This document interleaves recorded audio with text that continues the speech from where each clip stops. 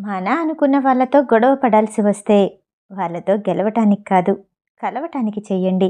మన కథ పెళ్ళి అనే గొడవతో మొదలై ప్రేమతో ముగుస్తుంది.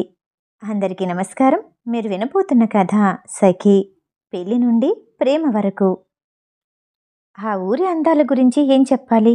తివాచీ పరిచినట్టు ఉండే పచ్చని పచ్చిక బయళ్ళు, భారంగా ఉన్న మనసుని తేలికపరిచే చల్లని గాలులు వీచే చెట్లు.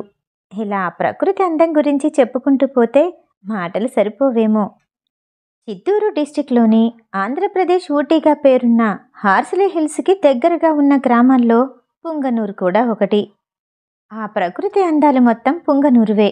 అదొక అందమైన గ్రామం. కాలుష్యం బారిన పడకుండా గ్రామాన్ని కాపాడటానికి కొత్త ఆవిష్కరణలు అంగీకరించబడవంటూ ప్రాచీనతకు కట్టుబడున్న ఏకైక గ్రామం పుంగనూర్. తమకు ప్రత్యేక న్యాయ ప్రణాళిక ఉందని, ఎవరి కోసం తమను తాము మార్చుకోము అని చెప్పుకునే ప్రైవేట్ అధికారుల చేతుల్లో ఉంది. ఇక్కడ ఖాకీ ద్వారా సమస్య తీరదు. పరిష్కారానికి మార్గం పంచాయతీ. పంచాయతీ పెద్దలే దీనికి పరిష్కారాన్ని చూపిస్తారు. ఇక్కడ యువత ఎక్కువగా 10వ తరగతి వరకు చదివిన వారే ఉంటారు. అది కూడా 10 కిలోమీటర్లు ప్రయాణించి పక్క పట్టణంలోని ప్రభుత్వ పాఠశాలలో చదువుకోవాలి. అలాంటి పరిస్థితుల్లోనూ కాలేజ్ చదువు వరకు చదివిన ఒకే ఒక్క ఆడపిల్ల ఖుషి. తను చదువుకున్న పాఠశాలలోనే ఓ గురువు అండ, అతని సహాయంతో ఆమె చదువుకుంటుంది. చిత్తూరులో పేరుగాంచిన కళాశాలలోని ప్రసిద్ధి చెందిన ఫ్యాషన్ డిజైనింగ్ కోర్సు చేస్తుంది. అందుకుగాను స్కాలర్షిప్ కూడా అందుతుంది. బ్రహ్మ చాలా సంతోషంగా ఉన్నప్పుడు సృష్టించాడేమో, అతని చేతి నుండి జాలువారిన ఓ అందమైన సృష్టి ఖుషి. ఆమె మేని రంగు పసుపు ఛాయ, మంచి ఎత్తు, తగిన శరీర నిర్మాణం, ఎన్నో కవితలు పలికే ఆ అందమైన కళ్ళు, చిన్ని పెదాలకి దారి చూపించే సన్నని ముక్కు, వెతికితే గాని కనపడని నడుము వరకు జాలువారిన పొడవాటి జుట్టు, మొత్తం మీద ఓ అందమైన శిల్పం. బ్రహ్మదేవుడు రూపం మాత్రమే ఇచ్చాడు. చక్కని గుణం, సహనం, శాంతి, దయ ఆమెకి వయసుతో పాటు పెరుగుతూ వచ్చాయి. తన టీచర్ రాజారాం ఇంట్లో ఉండి కాలేజ్కి వెళ్తుంది ఖుషి. రాజారాం భార్య పార్వతి, వారి సంతానం తరుణ్ స్కూల్కి వెళ్ళి చదువుకుంటున్నాడు. పార్వతికి ఖుషి అంటే ఎంతో అభిమానం. తన సొంత కూతురులా చూసుకుంటుంది. వారి కోసం వంట చేయటం అంటే ఖుషికి చాలా ఇష్టం. ఆమెనెప్పుడు వంటగదిలోకి రాకుండా ఆపుతూనే ఉంటుంది పార్వతి. కానీ ఖుషి ఆ ఇంట్లో సగం పనంతా తనే చేస్తుంది. ఆ రోజుతో తన తల్లి గాయత్రి మరణించి సంవత్సరం అవుతుంది. పుంగనూరులో ఆమె ఇంటి దగ్గర చేయాల్సిన కార్యక్రమాలన్నీ చేసి మాస్టర్ ఇంటికి తిరిగొచ్చింది ఖుషి. గతంలో రాజారాం కూడా పుంగనూరులోనే నివసించేవాడు. అతని తండ్రి చనిపోయిన తర్వాత తప్పనిసరి పరిస్థితుల్లో సొంత ఊరికి బదిలీ అవ్వాల్సొచ్చింది. గత వారంగా ఖుషి మాస్టర్ రాజారాం ఇంట్లోనే ఉంటుంది. పని చేసుకుని వరండాలో కూర్చునుండగా గతం తాలూకు జ్ఞాపకాలు అలలు అలలుగా తన్ని చుట్టేసుకున్నాయి. ఆమె చిన్న వయసులో ఉండగానే తండ్రి యాక్సిడెంట్లో మరణించాడు. 5 సంవత్సరాల ఖుషిని తీసుకుని హార్సిలీ హిల్స్కి చేరుకుంది గాయత్రి. అక్కడ బ్రతుకు తెరువు కోసం వెతుక్కుంటూ తను ఎవ్వరికీ తెలియని పుంగనూరు గ్రామానికి చేరుకుంది. గాయత్రి చూడటానికి అందంగా ఉంటుంది. మొగతోడు లేని తన చుట్టూ ఉన్న మొగ కళ్ళని దాటుకుంటూ ఎంత గౌరవంగా బ్రతికిందో ఖుషికి తెలుసు. ఆమెని పెంచటానికి ఎన్నో ఇబ్బందులు పడింది గాయత్రి. చిన్న చిన్న ఉద్యోగాలు చేసింది. తండ్రి లేకుండా తల్లి తన్ని పెంచడానికి పడిన బాధలు గుర్తు రాగానే కన్నీలాగలేదు ఖుషికి. ఏడుస్తూనే నిద్రలోకి జారుకుంది. కొంత సమయం తర్వాత మొహం మీద సూర్యకిరణాలు పడగానే మెలకువ వచ్చింది.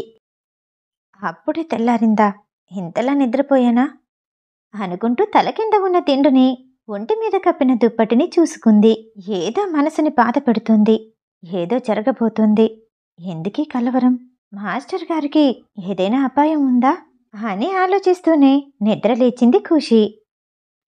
చెన్నైలోని ఓ సాధువు ఆ పెద్ద ఇంటి ముందు నిల్చుని తీక్షణంగా చూస్తున్నాడు. ఆ ఇంటి వాతావరణం, పరిస్థితులు చూస్తుంటేనే తెలుస్తుంది అది ధనవంతులు ఉండే ప్రదేశమని. ఆ సాధువు మొహం దేదీప్యమానంగా వెలుగుతుంది. ఎవరైనా ఆ ఇంటి నుండి బయటికి వస్తారని అలానే చూస్తూ ఉన్నాడు. టెక్స్టైల్ బిజినెస్లో పేరు పొందిన మిస్టర్ ధనుంజయ్ భార్య భానుమతి ఎవరో పిలిచినట్టు ఆ ఇంట్లో నుండి బయటకొచ్చింది. ఎదురుగా ఉన్న సాధువుని చూస్తూనే ఆశ్చర్యంగా, అయోమయంగా నిలబడి అతనేం చెప్తాడా అని వినటానికి సిద్ధంగా ఉంది. భానుమతిని చూసిన సాధువు బిగ్గరగా నవ్వుతూ, నీ ఇంటికి మహాలక్ష్మి రాబోతుంది. నీ చేతికి వచ్చిన లక్ష్మీదేవిని జార విడుచుకోకు. ఇదంతా దైవాజ్ఞ. జార విడుచుకున్నావో కర్మననుభవిస్తావు. నీ కంటి పాప ముందు ఉంచుకున్నావంటే ఎలాంటి బాధలు పడాల్సిన అవసరం లేదు అంటూ చెప్పి ఎక్కడికో వెళ్ళిపోయాడు ఆ సాధువు. భానుమతికి ఇదంతా లీలగా అనిపించింది. ఎవరో కుదిపినట్టు స్పృహలోకొచ్చి చుట్టూ చూసింది. ఎవరూ కనిపించలేదు. తను విన్నది, చూసింది నిజమో కాదో అర్థం కాక ఆలోచిస్తూ ఉండగా, ఏంటోయ్ అక్కడ నిలబడి ఏం చేస్తున్నావు అంటూ వచ్చాడు భర్త ధనుంజయ్. భానుమతి గందరగోళంగా ఆలోచిస్తూనే తను చూసిందంతా భర్తకి వివరించింది. అనవసరంగా ఎక్కువగా ఆలోచించకు. నీకు ముందే ఆరోగ్యం బాలేదు. కాసేపు రెస్ట్ తీసుకో. ఆరోగ్యం బాలేనప్పుడు మనసుకి ఇలానే ఏదో జరిగినట్టు అనిపిస్తుంది. లోపలికి వెళ్ళి కాసేపు రెస్ట్ తీసుకుంటే అన్నీ సర్దుకుంటాయి అంటూ భార్య భుజాల మీద చేతులు వేసి లోపలికి పంపించాడు ధనుంజయ్. ధనుంజయ్కి 20 సంవత్సరాల వయసు ఉండగా తన తండ్రికున్న చిన్న బట్టల వ్యాపారాన్ని తన తెలివితేటలతోనే కష్టంతోనే ఎంతో అభివృద్ధి చేశాడు. చెన్నైలోని వేరే వేరే ప్రదేశాల్లో టెక్స్టైల్ బ్రాంచెస్ కూడా స్థాపించాడు. ధనుంజయ్కి భార్య భానుమతి అంటే చాలా ఇష్టం. ఆమె భార్యగా వచ్చాక అతనికి వ్యాపారంలో ఎంతో కలిసొచ్చిందని నమ్మాడు. ఆ ఇద్దరి ప్రేమకి తీపి గుర్తులు కొడుకు అర్జున్, కూతురు మంజు. అర్జున్కి పొగరెక్కువ, మంజుకి కోపం ఎక్కువ.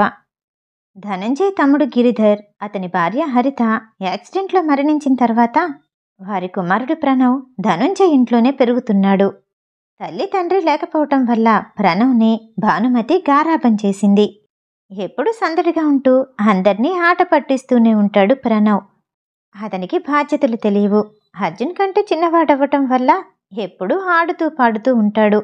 ఏ ఆడపిల్లని చూసినా అతని మనసు సీతాకోక చిలుకలా వాళ్ళ చుట్టూ తిరుగుతూనే ఉంటుంది. అతని మనసు మౌనరాగం వింటూ ఆ అందం చుట్టూ తిరుగుతూనే ఉంటాడు. అతనేం చేస్తాడో అతనికే తెలీదు. ఒక్కోసారి ఎవ్వరికీ అర్థం కాడు. ధనుంజయ్ చెల్లి లక్ష్మి, ఆమె భర్త విష్ణు ఇద్దరు ఇంట్లో వారందరితో చాలా ప్రేమగా ఉంటారు. వారి కొడుకు అన్వేష్ ఎప్పుడూ జాలీగా తిరుగుతూనే ఉంటాడు. మంజుకి ఎలాంటి చాక్లెట్స్ ఇష్టమో తెలుసుకుని ఆమెకి కొనివ్వడానికి ప్రయత్నిస్తూ ఉంటాడు. వారి కూతురు చందన భయస్తురాలు. ఎవరితో మాట్లాడాలన్నా చాలా భయపడుతుంది. చివరిగా అర్జున్ విషయానికొస్తే చూడగానే ఆకట్టుకునే మొహం. చిన్నప్పుడు మొండిగానే ఉండేవాడు. వయసు పెరుగుతున్న కొద్దీ ఆ మొండితనం బలపడింది. ఎవ్వరిని పట్టించుకోడు. తల్లిదండ్రుల్ని మాత్రమే గౌరవిస్తాడు. యుఎస్లో ఎంబీఏ చేశాడు. వేరే దేశం వంటలంటే చాలా ఇష్టం. అతని తండ్రి బిజినెస్ తన చేతుల్లోకి తీసుకున్నాక అతనికున్న పొగరు మరి కాస్త పెరిగింది.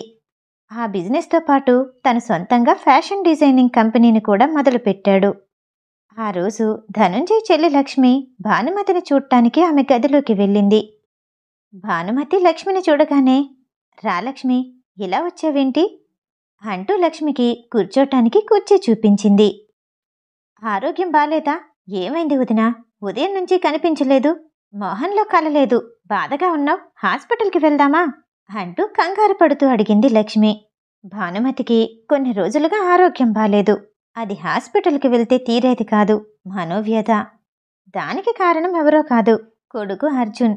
అతను ప్రవర్తించే తీరు, అప్పుడప్పుడు మాట్లాడే స్వభావం, పనిలో రాక్షసుల్లా ఉండటం వల్ల వ్యక్తిగత విషయానికి వచ్చేసరికి అతని గురించి బెంగగా అనిపించింది. అతనికో గర్ల్ ఫ్రెండ్ ఉందని, ఆమె మోడలింగ్ చేస్తుందని భానుమతి చెవిలో పడిన దగ్గర నుండి ఆమె ఆరోగ్యం పాడు చేసుకుంది. ఒకవేళ ఆ అమ్మాయినే పెళ్లి చేసుకుంటే ప్రతిరోజు పార్టీలు, పబ్బులు అంటూ తిరుగుతూనే ఉంటారు. ఆ బట్టల్ని నేను ఊహించలేను. నా కొడుక్కి సాధారణ జీవితం గడిపే అవకాశం లేదా? లక్ష్మి మాట్లాడుతూ ఉంటే తనలో తానే ఆలోచించుకుంటూ ఉంది భానుమతి. ఏంటొదినా, నేను మాట్లాడుతూనే ఉన్నాను, ఏటో చూస్తున్నావు? ఏమైంది? హాస్పిటల్కి వెళ్దాం పదా భుజాన్ని తడుముతూ అంది లక్ష్మి. భానుమతి ఉదయం సాధువు చెప్పిందంతా గుర్తు చేసుకుని లక్ష్మికి వివరించింది. అంతేనా? అదేం పట్టించుకోవద్దు, అంతా మంచి జరుగుతుందొదినా అని లక్ష్మి చెప్తూ ఉండగా, అది కాదు లక్ష్మి, పోయిన వారం అర్జున్ జాతకం గుడిలో చూయించాను. ఏదో క్లిష్ట పరిస్థితుల్లోనే వాడి పెళ్ళవుతుంది, అది కూడా బలవంతపు పెళ్ళి అని చెప్పారు. వాడొకసారి ఇష్టపడలేదంటే జీవితంలో ఎప్పటికీ ఇష్టపడ్డు. అదే నాకు భయంగా ఉంది. ఈ ఆలోచనలతో నా తల పగిలిపోతుంది అంటూ తల పట్టుకుని బాధగా చెప్పింది భానుమతి. లక్ష్మి కాసేపు ఆలోచించి, వదినా, నీకో విషయం చెప్పనా అంటూ ఆమె భుజం మీద చెయ్యి వేయగానే, లక్ష్మి, వీటి గురించి ఆలోచించొద్దు, బాధపడొద్దు అని మాత్రం చెప్పకు, నాకిప్పటికే తల నొప్పిగా ఉంది అంటూ విసుగ్గా చెప్పింది భానుమతి.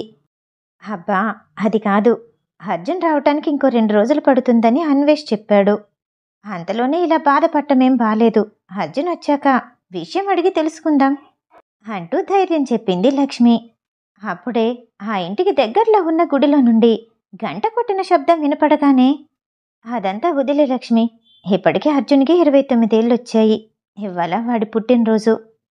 9 గంటలకి గుడిలో పూజుంది. గంట కూడా వినపడుతుంది. వెళ్దాం పదా అంటూ లక్ష్మిని తీసుకుని భానుమతి వెంటనే గుడికి బయలుదేరింది. 5 నిమిషాల్లో గుడికి చేరుకున్నారు. అభిషేకం పూర్తయిన తరువాత పంతులు గారు చూపించిన హారతిని తీసుకుని సరిగ్గా 10 గంటలకి భానుమతి కళ్ళు మూసుకుని కొడుకు కళ్యాణం గురించే దేవుణ్ణి వేడుకుంది. అదే సమయానికి గుడిలో గంట మోగటంతో తన కోరిక నెరవేరుతుందని తృప్తిగా అనిపించింది. ఇదిలా ఉండగా వ్యాపారం పని మీద చిత్తూరు వెళ్ళిన అర్జున్ భానుమతి కొడుకు కళ్యాణం గురించి వేడుకుంటున్న సమయంలో ఖుషీ మెడలోని 3 ముళ్ళు వేశాడు అర్జున్. మిగతా కథ తర్వాయి భాగంలో. ఈ కథ వినటం మీకు నచ్చినట్టయితే లైక్ చేసి సబ్స్క్రైబ్ చేయండి. మళ్ళీ రేపు కలుద్దాం. నమస్తే.